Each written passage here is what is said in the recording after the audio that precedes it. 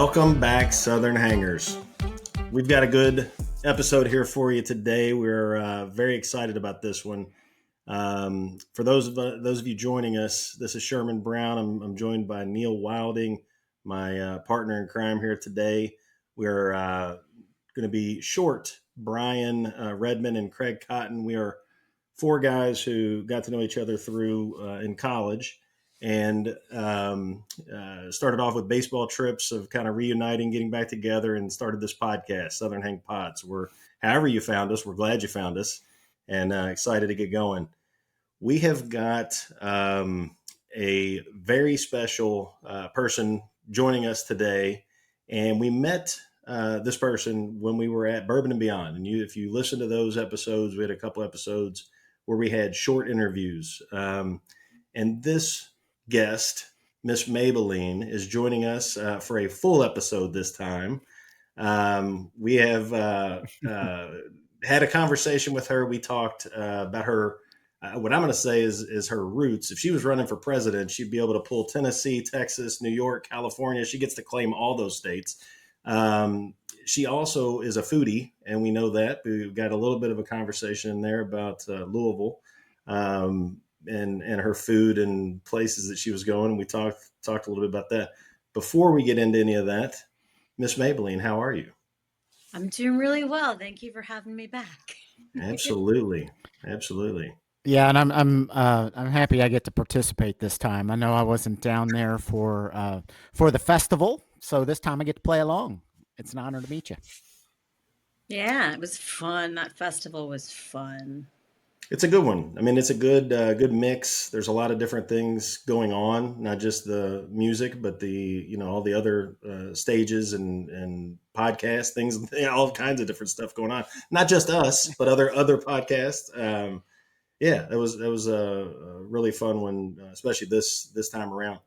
One thing we didn't talk about when we were there, you got to see different bands. Were there any bands that you saw that were one that may be new to you that you didn't know and you got exposed to that you really enjoyed? I'm laughing because I had never seen Fish, and I haven't really heard Fish. So I was exposed to Fish. Nice. How about it? It's just hysterical. They're just some little band, little band. Have you heard of them? Yeah. There might be. But it was fun because they headlined the day I played, and so that was the day I stayed till the bitter end, and I had so much fun, kind of like taking in that scene, which obviously I'd heard about, but I'd never participated in or witnessed, and that was a good time. It was fun. And they played two sets, which means they essentially played two songs. That's right. Exactly. I don't even know if it was two songs. I mean, they may have just taken a break, and there could have been, yeah. They jam out. That is the definition of a jam band, but absolutely. Yeah. It's funny. I'd look over to my left on my basement wall, and I have a picture of the newspaper from the Bonnaroo that I went to. And I'm not a Fish head either, but they were there, and I got a picture of them on my wall. So I don't know. Nice. There was someone backstage who, I can't remember, it was one of the state reps, I think, who had all his glow sticks. And I was like, have you seen Fish before? He goes, only 72 times. I was like, oh my God. Of course. Okay. The fact that I know who you're talking about right now was not a state rep. That is our U.S. Congressman, Morgan McGarvey. That was our U.S. Congressman? Yeah. That is Louisville's congressman. He was like, yes. I've seen a million. I was like, what? He's a friend of ours. He listens to the show, so he'll be listening to this. Well, he's been called out. His enthusiasm was one of the most exciting parts of my day. I was like, I was excited because of how excited he was. I was like, let's do this. That's awesome. That is just who he is as a person. That is all natural. There is every part I would of like that to is Morgan. apologize if it's not 72 times, because it could be more than 72. So if I'm downplaying the fandom, I apologize in advance. I don't want to make it seem like he's been to fewer shows than he's been to. So he is actually a musician as well. He plays guitar, and he he can sing. He doesn't think he can, but he can actually hold a note and Mm. plays around town a little bit. So it's pretty cool. That's funny. Oh, that's fun. That is awesome that's who it was that you ran into. Only 60,000 people there, and the one person that you're mentioning we know. So That's funny. it's about as Louisville as it gets. It is very Louisville. Yeah. Well, talk to us a little bit here. We know that you have an album out. It's been out for a couple months. Stormborn. Mm-hmm. Yeah. Talk to us a little bit about your project, the process, wherever you want to take it, and kind of where it is now, as far as you've now been out performing and folks are getting to hear the music. How's that going? Yeah. It's going well. It's really a different landscape these days than it was when I first started releasing records. So how I release things and sort of what I expect has shifted, and I've kind of stepped away from sort of like the typical, like, this is the release strategy and how you do things, because it just isn't lining up that way anymore. So I've been giving myself a lot more time and space with everything. I heard, or I think it was an interview, I was listening to Jewel talk about, how after she released that first big record of hers, like, it took over a year for her to get any traction. And that was like opening for Bob Dylan and she couldn't get traction, and for the past, decade, it's been this, like, you have 3 months to release a record, you're gonna do a single and a single and a single, and you're gonna do these tour dates, and then if a thing happens, you're screwed, and so I've been like sitting with, why are we putting all that pressure on ourselves? I just want to see where this music takes me, because that approach has worked better in the past. And that was pretty much how I made the record too. It was coming out of COVID, and I had to delay the release of my album The Other Side, because I was going to release it in 2020, and then just didn't have it in me to do during lockdown. And that was a record I'd made very traditionally in the studio. I took, 3 weeks, hired a bunch of musicians. We did it all really fast. And this time I took 2.5 years, and I made it with one other person for the most part, my producer, Johnny Hansen. And, we would call in friends to send us parts here and there, but, we played it all and sang it all ourselves. He played most of it. I hired this really amazing drummer out of LA for a couple of songs, but, it just was a really different process. And there was something so right in my soul about having time that it really made me question a lot of the other things I've been told about how I'm supposed to do things. And I'm like, no, I think I'll take time. Like, I think I'll, make a video for this song 3 months after the album comes out. And then maybe a few months later, I'll make another video. And, the thing that's challenging about that is that I already want to be back in the studio. I've been writing. I have other ideas. That's the part that's hard, is not moving on creatively to the next thing. But in terms of like letting this album have a life, I'm just really stepping back a lot more than I'm used to stepping back, and sort of seeing what comes of it. Has that, I know streaming has changed the game quite a bit. And so is that kind of what you're getting at a little bit? Is the pressure to try and play the algorithm game and stuff like that?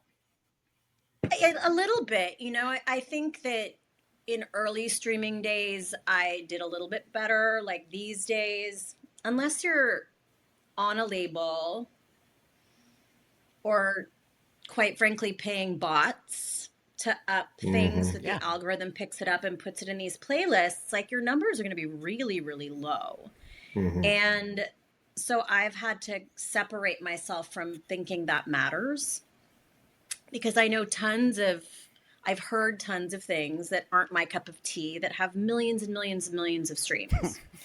And they're just not my cup of tea, So the place it gets kind of sticky is when you'd go to book a gig and someone's like, oh, well, you don't have a lot of streams on Spotify and you don't have a lot of monthly listeners. And you have to be like, yeah, but I can still get a lot of people out to a show in Nashville. Like, it doesn't necessarily correlate. A lot of people think that you have these huge numbers, you can headline a tour, and you can't. So it's a really odd game to be playing right now. Because I've been able to get some songs licensed for television, and like that may not correlate to streams either, but those are actual people hearing the music and the music serving a purpose in a scene. You know what I mean? Like actually helping Absolutely. uplift another piece of art. And I'm like, well, that's meaningful to me. If I had a lot of bots spitting my song, like my ego might like it for a minute, but it's so funny you mentioned that because I'm certainly not a musician, but I'm a huge fan. But since we've been doing this podcast and, being able to interview artists like yourselves, my algorithm thinks that I am a musician, and I get those ads now for the bots. They're like, we can promote your song and all of this. Yeah. And it's very depressing, actually. It's like, come on, just let the good music live. Yeah.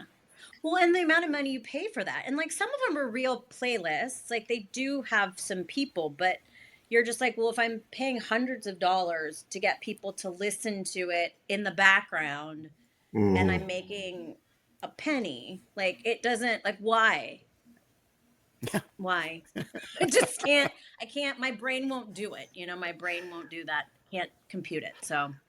Well, when you're in the creative process, so like even let's just talk even right now. So obviously Stormborn is a full album. You put that out, and you had two more albums before that. Is that right? Am I right? I had one other album as Mabilene before that. But full album. Full album. Okay, go ahead. Full album is so I have two full albums as Mabilene. The first was The Other Side, and then Stormborn's the new one.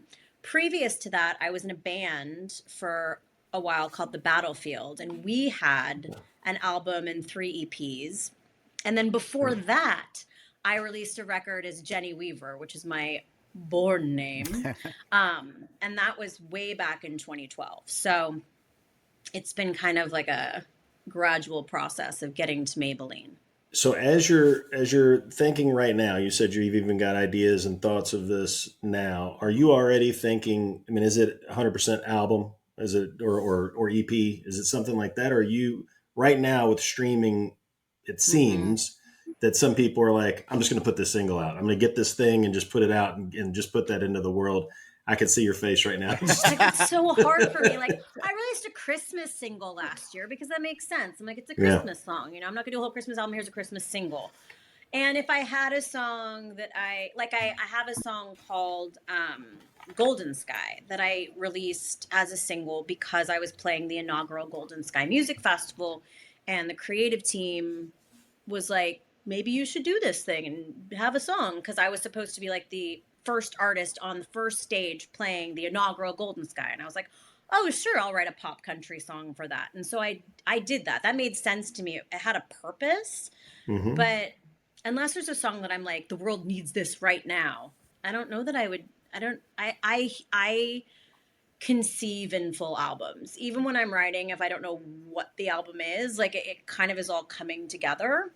And there's even a song I've been working on that yesterday I was like, wait, is this a musical? I was like, is this the musical I've always wanted to write? Like, maybe. And so like so it's coming together in my brain in a way that is a bigger project than just one song, almost always. So gotcha.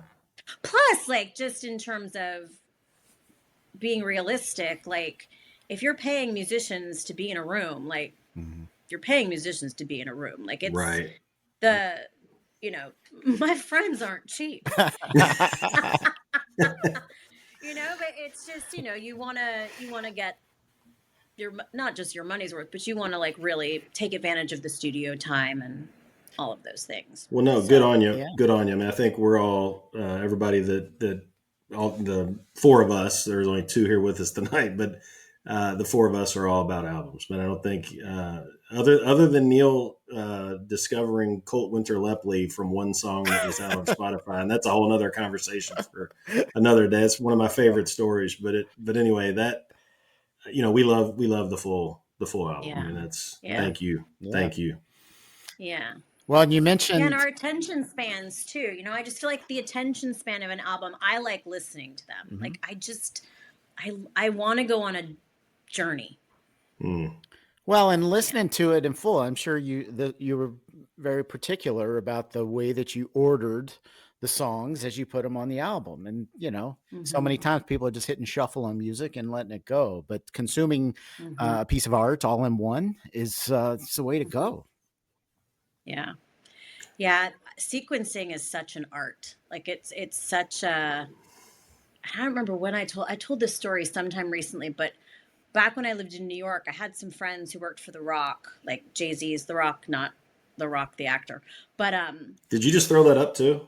I did. I saw that. I get to actually talk hip hop for a second. I don't ever get to talk hip hop on here. Yeah. This is great. Well, it's just so funny because like they worked in this world and like, I was not the super knowledgeable in hip hop, but this one day they put on an Eminem album and suddenly like I just remember they all like turned around and looked at me because I knew every word and they were like, who are you? And I can't remember what the name of the Eminem album that was about to come out was, but they had an advanced copy and and they gave me one and I was obsessed and it was so perfectly sequenced. And when the album came out, the label actually switched the sequencing just to make it more radio friendly in the beginning. And like, I can't listen to it. Like I cannot, they ruined it. Like it is ruined to me just because I'd gotten so attached to like this really, I think probably like the artist's choice, the artist and the producer's choice versus, so. You just have to, we'll just have to change. You have to create a playlist and just change the order for yourself. That's right. Well, back then there were no playlists. Like you couldn't do it. This was like, I think this was like probably a year prior to iPods. Yeah. Man. Yeah. But no, I hear you. I think, and the sequencing is important. Speaking of sequencing and Stormborn specifically, the last song on your album, In Between. Well, I'm going to say this: the last, as I have it, the last song. I'm hoping that I have it in the right order now. Is In Between. In Between. That's the second song on the album. In Between. That is so. I've got the order that I've got. You got the advanced copy. No, the order that I've got them in on my thing. I have in the two songs I wanted to check with you on, check in with you. Two songs that have really stuck with me is Lullaby for Margot and In Between. Those are two songs I wanted to check with you on. I'm wrong on the order, but it was last on my list. But now that I know that it's second, now that makes me even, because it's always like the feels like the first three are the ones that kind of grab you. It feels like that to me on an album. It's like that's the all right. This is who this artist is, and you're kind of getting in. And as you said, you're kind of going on a ride. And you went a little journey. Yeah. So I thought that was interesting. And the question was going to be is why is that the last song? Because I did not feel that it was appropriate.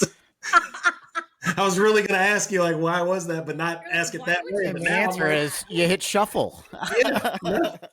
Apparently. Optus, we'll send you, now that you're a new vinyl collector, we'll send you a vinyl record of it. You can listen to it as it's meant to be sequenced. Awesome. In Between's the second song on the record. Talk to me about that.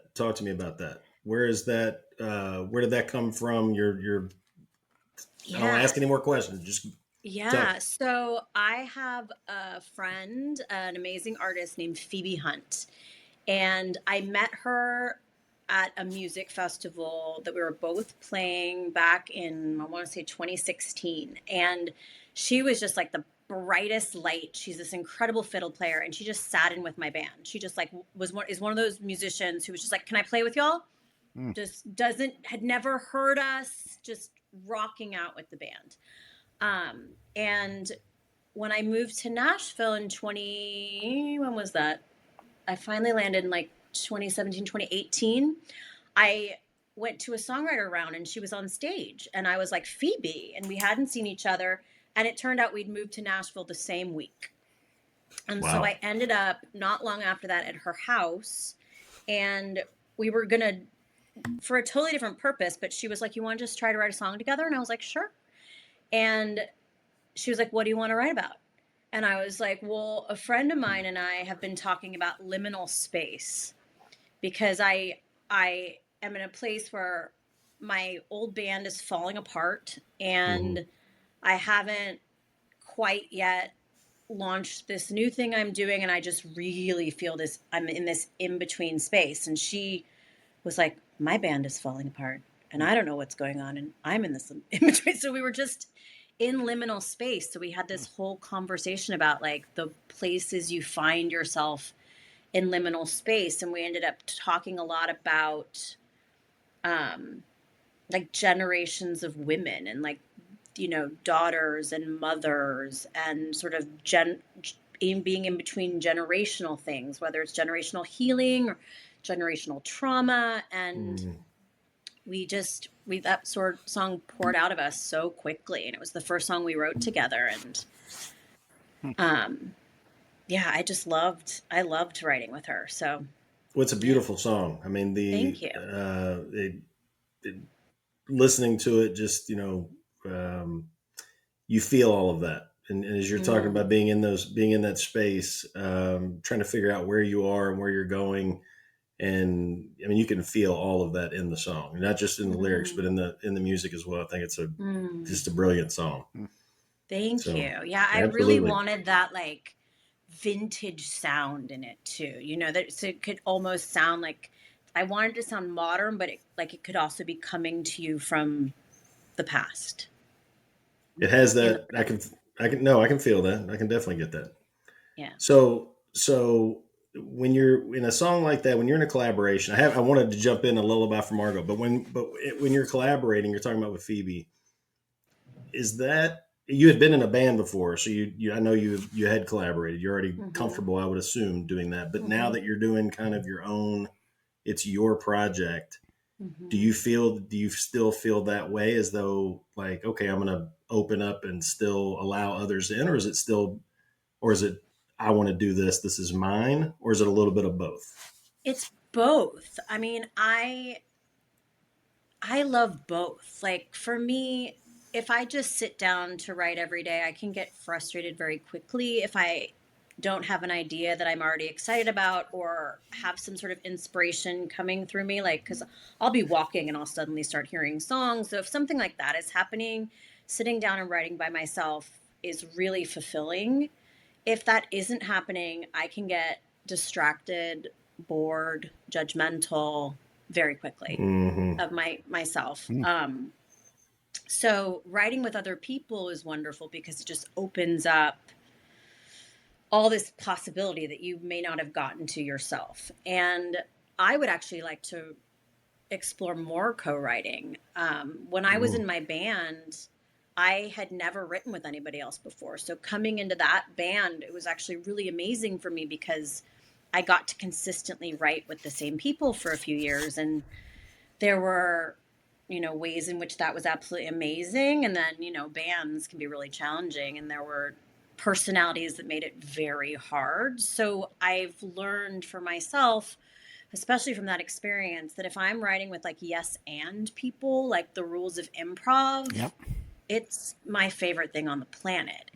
If I'm writing with someone who, you know, has a tendency to need to control, even if they don't know it, like there are some artists who should write by themselves because they have an idea in their head that's so specific that they can't get anybody else into it with them.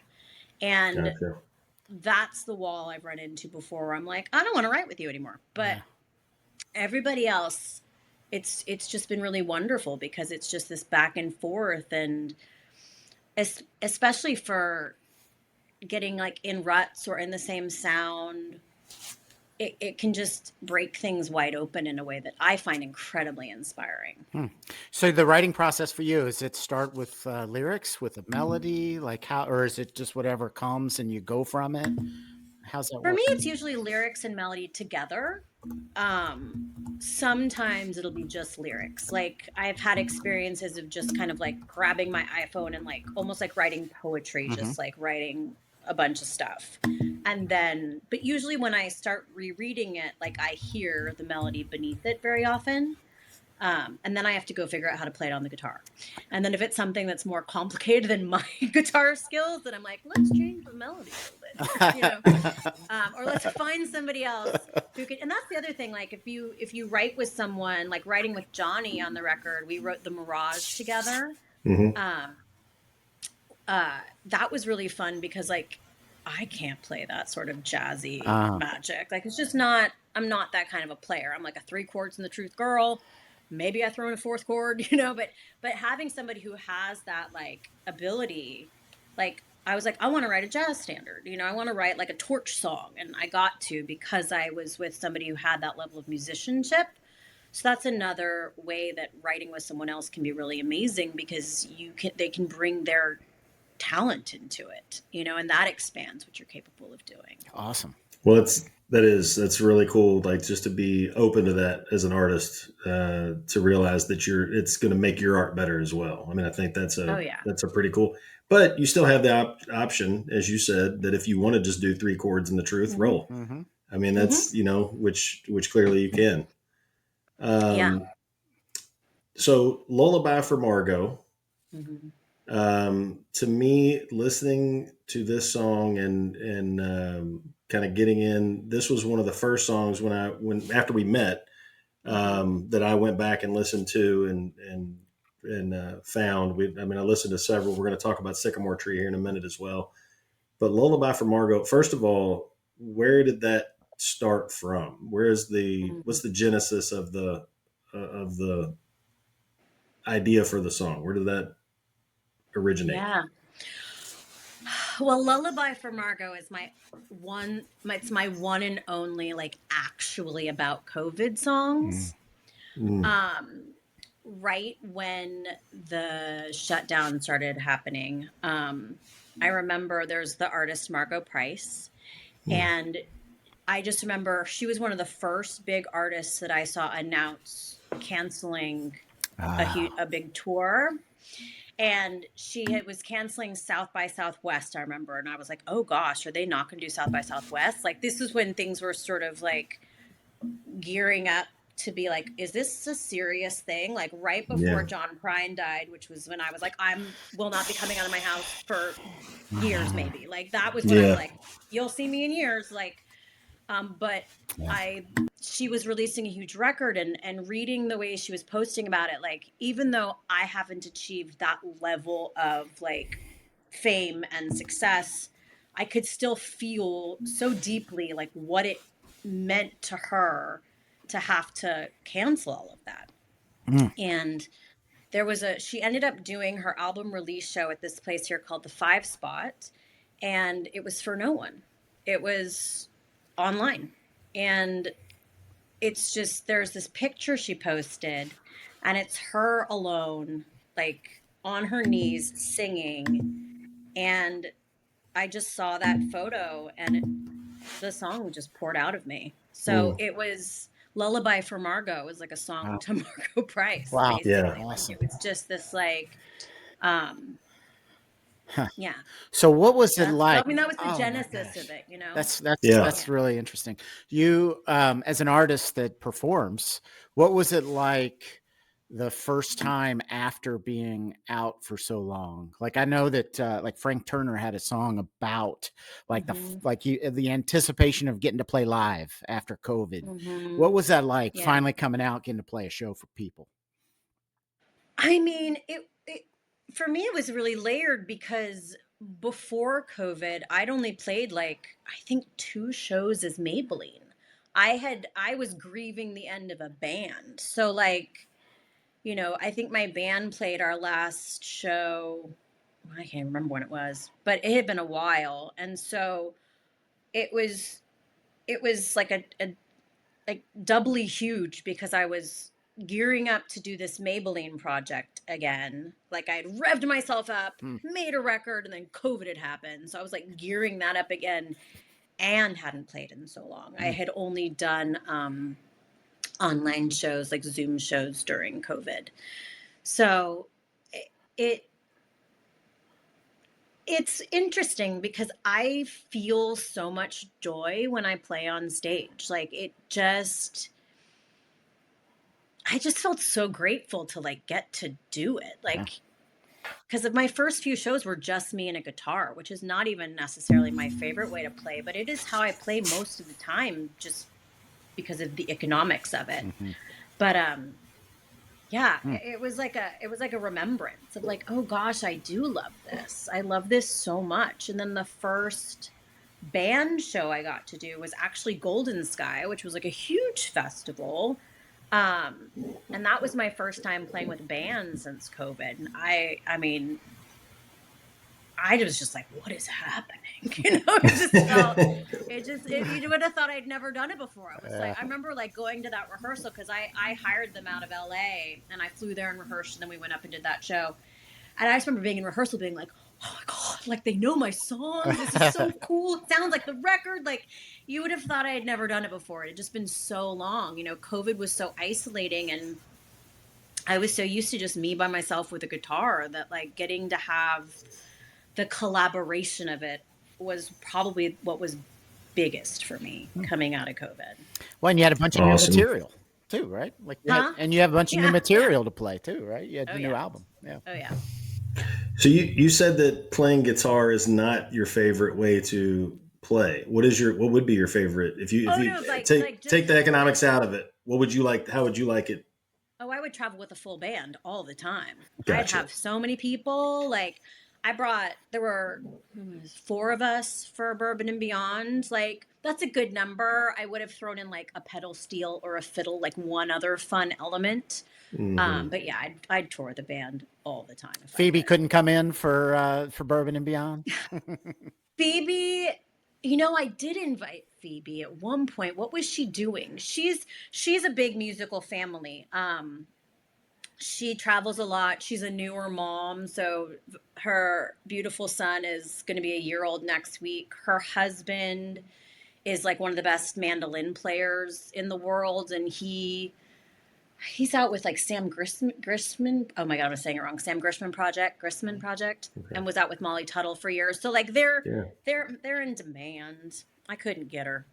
Gotcha. But she would have come if she could have. Yeah. Well, clearly you had her for a little while there, so that's awesome. Yeah.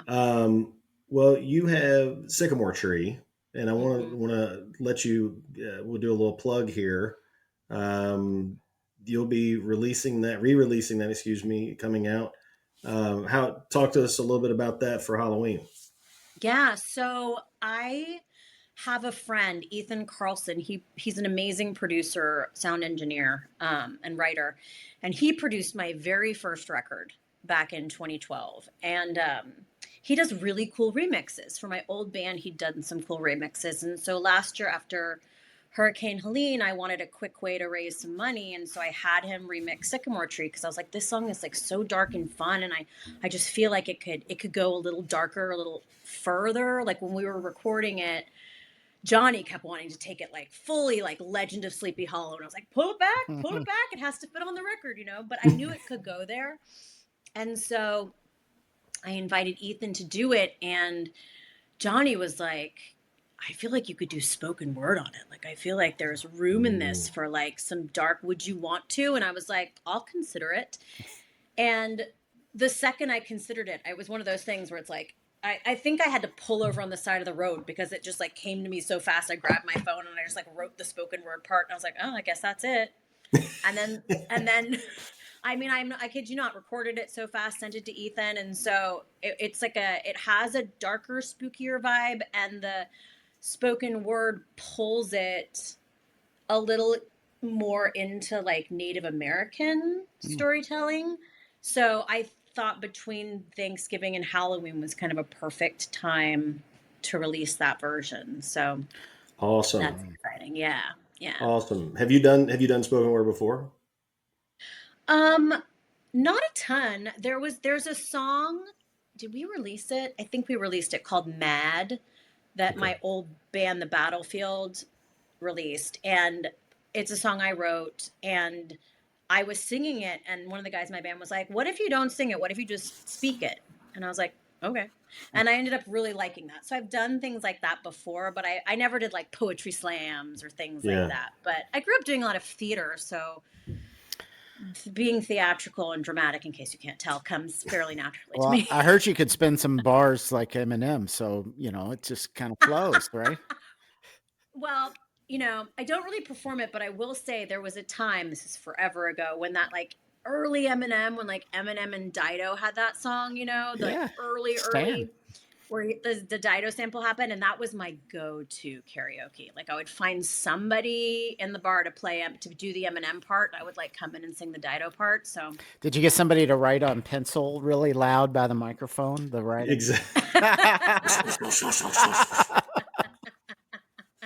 Dear Slim. Dear Slim. Oh, so funny. Well, where can folks find the remix? It'll be is on that all gonna the be? streamers. Awesome. All streamers. It'll be on all Great. the streamers. So the iTunes, the Spotify. Awesome. Yeah, This is dropping. This episode's dropping on October 27th, and you said it's going to hit Halloween. So that'll be this week. So make sure on Halloween Day you go grab that song and add it. We'll certainly add it to our Southern Hang playlist on Apple Music and Spotify. Awesome. See if you can't get a little Southern Hang bump. We'll take it. That bump.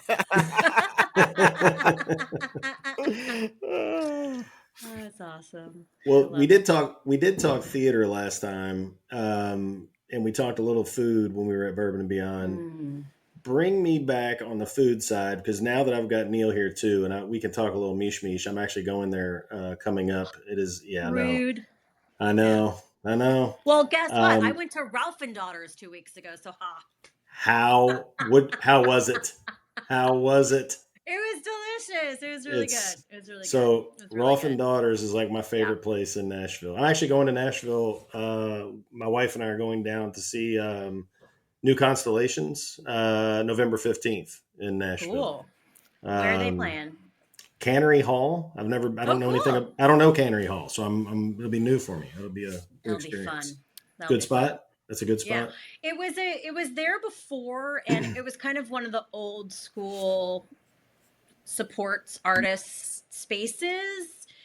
I don't really know what's going on now. I have been to a show, but it got bought and corporatized and then reopened. Gotcha. But I think the main difference I noticed when I went was that instead of costing like $5, drinks cost like $30. Well, that's your town you live in.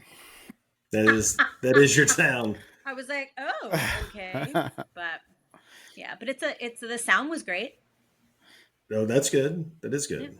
Yeah. All right. Well, I noticed I heard you're playing. Did I see you're playing the Bluebird Cafe next year? Yes, I'll be back at the Bluebird. I want to say it's March 8th.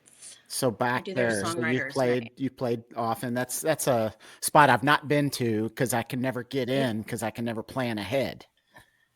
Oh yeah, it is. Getting a ticket there is. Who do we have to talk to get on the list for March 8th? Who do we have to talk? What day of the week is that? How do we do this? It's a Sunday. We can do this, Neil. Let's go. All right. It's crazy. So I've gotten I'll go on when tickets go, and I'll try to get them because they give me two comps, and if you bring a musician with you, that counts as a comp. Yeah. So you get one ticket. So the first time I did it, I had all these friends on there, and I think we ended up getting 8 tickets or something. But people, it's the Bluebird. It's amazing. So I mean, I've got some strategies for getting tickets, but if tickets go on sale at 8, by 8:01 they're gone. You have to. It's a small venue. Everybody loves it. It really is magical. So awesome. Yeah. Well, mark your calendars then, March 8th. Neil, you and I, and since Redmond and Cotton aren't on here, we'll have them. Yeah. We'll try to get everybody down there on that Sunday. No, I'll get them tickets. I can get them and try to get them down there. And we'll have to mark our ticket or calendars for 3 months in advance when they go on sale. Yeah, that's exactly right. Oh, when I booked there, they booked me 5 to 6 months out. Yeah. All right. Yeah, I've not been to the Bluebird, so it's on my list. And what a great way to go is to go and see you. It'll be awesome. That'd be awesome. Well, we have. You were talking about some of your folks that you have played with and around. We have a playlist. Neil mentioned that we'll be adding a song from yours on there. We can add Sycamore Tree. Awesome. And folks, if you're for our listeners, it's, the Apple and Spotify playlist. But Mabilene, why don't you give us a song from somebody that you like that we should add to the playlist? It can't be of your own. So just who do you have off the top of your head there, who do you got? Who would you like to plug that we can maybe put on the playlist? Yeah, I'd love to plug my friend Lauren Balthrop. She released an album called Things Will Be Different in 2022. And I tell her this all the time. I think she thinks I'm just being her friend, but I really mean it was my favorite album of 2022. And there's a song on it called Get Lost that gives me these just like ephemeral, like badass female 90s vibes. And it's so fun to sing along to, and I just love it. So I'd say put Get Lost on there. All right. I'm Awesome. finding it now. Looks like the album's called Things Will Be Different, and it's the second track Mm-hmm. on that album. We'll make sure to Yeah. add it. It'll be 10th. It'll be 10th on my list when I buy the album. It'll be that song will be 10th. just to mix me up. Just to mix me up. Yeah, you're like, oh, the second song, yeah, that's Exactly. Yeah. Well, shout out to Lauren Balfour. No, that's awesome. That is awesome. Well, no, she's actually in Louisville all the time. Okay. She plays, like, one of her other jobs is she plays in a Fleetwood Mac tribute band called Back to Mac, and most of the members live in Louisville, so she's there all the time. I think they were coming in to why am I drawing a blank? Place next to Palace Theater, the Mercury. Neil, Mercury Ballroom. Mercury Ball, where we just saw Everclear. They were, I think that Back to Mac was coming, or Back to Mac. Yeah. I think they were coming in. And I think I saw a thing up on the ads for them. So that's that's awesome about it. Yeah, I was like, you got to go to Mish Mish. That you got to reserve in advance too. They're starting to you got to plan ahead. Sherm, when did you make the reservation for when you're going? 2 months ago. Wow. 2 months ago, and I actually forgot I had made it. It popped up on my calendar. I was like, yes, it's one of those type things. Walked on in. I was like, did you? Oh, I have it. I walk in and I'm like, hi, I know it's probably impossible, but you could really make a dream come true right now because I'd really like to. It works. It's how I got into Rolf and Daughters too. Yeah, that doesn't work for me. I can't bat the eyes and do it. It doesn't work. They're not listening to me. They don't listen to me the same way as you. That's not the way that works. You don't ask them to make a dream come true. That's the part I'm missing. That's exactly it. I need to just. We're taking notes. All right, let's get them. I got it. Well, no, with the Rolf and Daughters, I was actually Lauren Balthrop's birthday, and we had a reservation next door, and they had accidentally canceled it, and we're there with a party of 5, and we were like, what are we going to do? And I was like, I'm going to go talk to Rolf and Daughters. They were like, you can't get a reservation for a party of 5 at 7:30 the night of, and I was like, I could try. Did they make a dream? And they made a dream come true. They did. I was just like, it's my friend's birthday, and this horrible thing has happened. She's like, I can see you right now. I was like, great. I think it was just meant to be because, you'd been like, have you been to Rolf and Daughters? And I was like, I have not. And I think the universe just came in to fix that. What'd you get? What'd you get I don't there? Remember, we got everything. That's why you got to do it. I remember that my favorite things were these scallops. Oh. Okay. And then the chicken was amazing, which I guess they're known for this chicken. It was delightful. We have never gotten it. Everybody that gets it. And then when I'm there, every time I go, I'm like, I'm getting the chicken because everybody talks about how great it is. And then I get there and I look at the menu and I'm like, I'm going to get something else. Like, I'm going to go over here. See, this is why it's good to be there with 5 people, because then you're just like, the menu, please. Yes. I'll have the menu. That is exactly right. Just somebody order for the table. We'll take one of all of these. Yeah. Wow. Maybe really try it. That's exactly right. Well, awesome. Well, thank you very much. This has been awesome. Been a fun time. Yeah. We really appreciate you joining us here. Yeah. This is, is there anything else that you want to plug? Any other shows? Anything else that we need to know? I know we're just missing, since we're posting. I know you've got Brown's Diner coming up, but you'll have by the time this post, you'll have played it. I was trying to see if I could get down there for it, but I'm not going to be able to. So. I know, that would be so fun. I know it's going to be such a great show. Lauren's playing. I'm plugging her nonstop. And then Chris Eldridge and Kristen Andreasen, who are phenomenal, are playing too. They were all at Rolf and Daughters. Nice. I'm like, But hopefully by the time you post this, I'll have another show in the works. I got kind of out of practice of playing locally other than the Bluebird post COVID, but I've made a goal for myself to like always have a local show on the books. So like once the Brown's Diner happens, I'll have something else booked as quickly as possible. So Well, I'm already going to be looking at Bluebird. I'm going to be trying to figure out how to get there for that show. yeah, Neil, that'd we're be going to awesome. put that on our Nashville list. Let's make it happen. Southern Love Hang it. road trip. Let's do it. Absolutely. Awesome. I love Well, it. thank you again. Really appreciate you Yeah. coming on and giving us time. Yeah. Great to see you sharing. again virtually. Great to meet you, Neil. Awesome. This is Yeah, awesome. this was great. Really appreciate you joining us. Yeah. All right. Thank you. Thanks, everybody. See you guys next week. Peace.